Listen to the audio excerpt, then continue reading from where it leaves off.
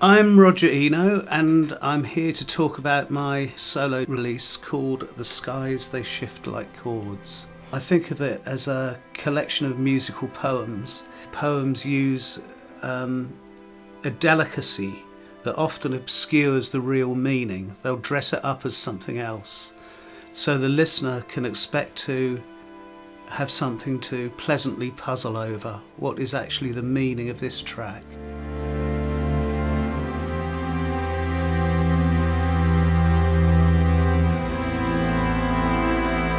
The album was recorded in April 2023 in Teldec Studios in Berlin. Some of it, however, was recorded in my own studio, the room that I'm currently in. And there was another element that was recorded in my friend John's studio in Deepest, Suffolk, which is the vocal part where my daughter Cecily features. Strangely I dreamt she was somewhere.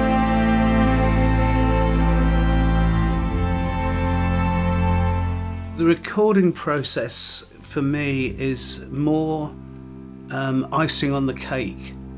The actual work is done through improvisation and then either eliminating notes, so you take notes out, leaving sparser pieces.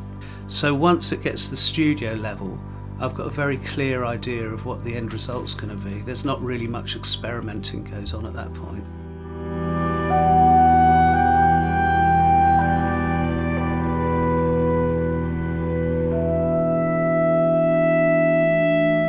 My sound on the piano is entirely due to the piano teacher I had when I was a student, who quickly realised that I wasn't interested in scales or classical technique, but I was interested in the sound that he got out of this instrument. So bless Robert Bell's heart, he spent the next few years teaching me how to get this crystal clear sound out of a piano. This goes so well with the music that I now write, which deliberately is very sparse, hardly anything happening, but what happens is absolutely critical. Nothing's there by accident.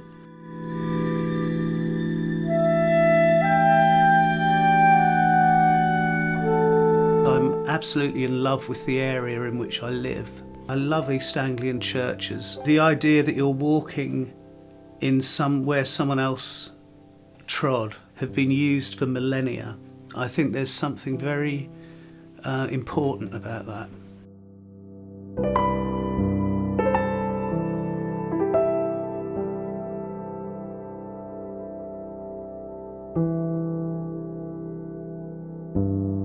It often takes people a long time to find their voice, but I would not call myself a classical pianist. What I do hasn't actually altered that much, but what has altered is being signed by Deutsche Grammophon. That made a big difference to how I look at myself, which kind of forced me to think, well, actually, I'm not just piddling about here.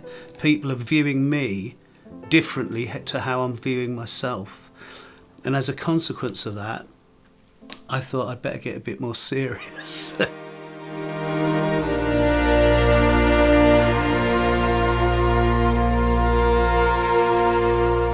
are elements far more than I've ever used before of silence in this. There's one piece called Mind the Gap, which is full of these great big, gaps of quiet.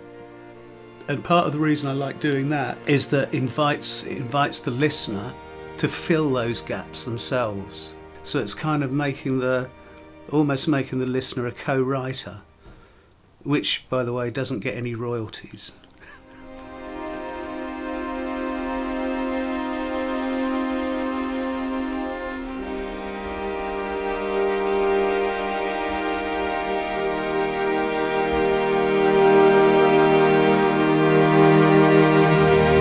Possibly the best that I can hope for this album is that it gives people room for reflection.